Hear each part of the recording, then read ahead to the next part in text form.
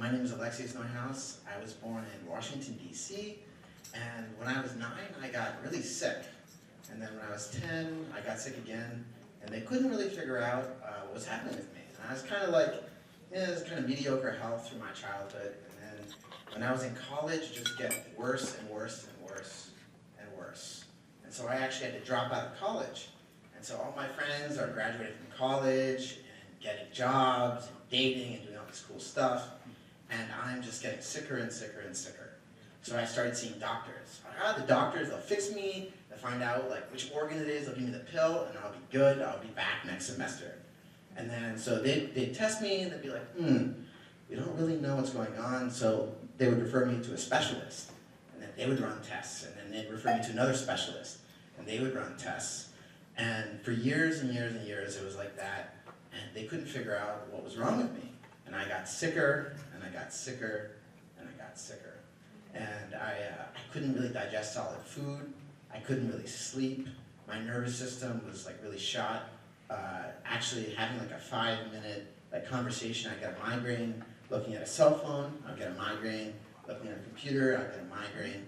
So I started trying like alternate things, like acupuncture, Reiki, crystals, juice fasts. Anything that there is to try, I have tried it. And I probably pooped a lot from it, or vomited, or done all the really interesting things. And so I've like done everything. I ended up living with a shaman in Peru, in the jungle, like his translator, taking plant medicines. I've tried everything. And it just got worse. Everything I tried, it just got worse. And it ended up with me living in a cabin by myself in rural Virginia for a year. And I'm like a super social guy, but my nervous system was so like frayed that I actually had to be in full isolation, or I had to just be completely by myself for a year. And I would go weeks without seeing another human being. And I was just so depressed. And I just felt so much darkness. My friends are getting PhDs, and like once in a while I get a letter from them talking about all the cool things they're doing, and my life is going nowhere.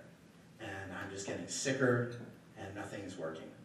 And so luckily I was working remotely with an herbalist in Ann Arbor named Mary Walters, who is really fantastic. And my mother, being a Jewish mother, has a lot of chutzpah. And so, I would work remotely with her, but it really wasn't doing it. So she called Mary Walters and said, "Can my son live with you?" This is like very much a Jewish mother move. And so Mary Walters, she has 8 children and like a business, all these things, and she took me into her home. And she like made me bone broth and gave me remedies. And she kind of like, she told me later on that when I showed up at her door, she was concerned I was going to die in her house. And she was like wondering what the liability issues. But luckily she didn't mention it at the time. And so she kind of nursed me back to some kind of basic functionality. But it still wasn't really getting resolved. And then one day I had been interested in Tibet Buddhism and like Eastern practices and things like that. And so one day she said, there's this guy you need to meet. His name is Master Kim. So he's actually here. This is Master Sang Kim. And so I met Master Kim. And when I met him, it was bad. I went to his Tai Chi class for the first time. Like Tai Chi, it's cool, like martial arts. And I couldn't even stand. So I'm like sitting down, and he looks at me and he says, "Oh, you need to like sit up straight." And I say, "I can't." And he looks at me and he looks at like my energy and he says, oh, you're right, you can. And I just felt actually, for the first time I felt like understood. And he gave me like a slouching meditation, like a slumped over meditation. So I did that. And then after a while, then I could like sit up straight. So I got the like sitting up straight meditation. And then at some point I could like stand up for a couple seconds. So I got the standing up meditation.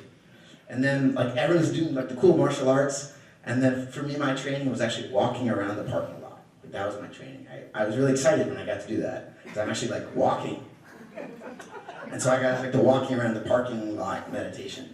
And he actually just worked with me each step.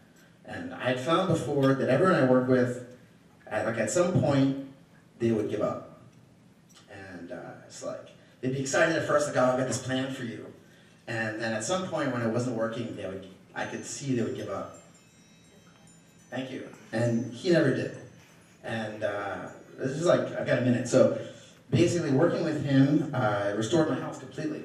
And now I'm married, and I have a lovely wife, and I get to actually do incredible things, and I get to work with him, and we get to help people, and I get to work in the business. I get to actually do healing work with people. I'm a pastor in our church, and my life is meaning, my life is good.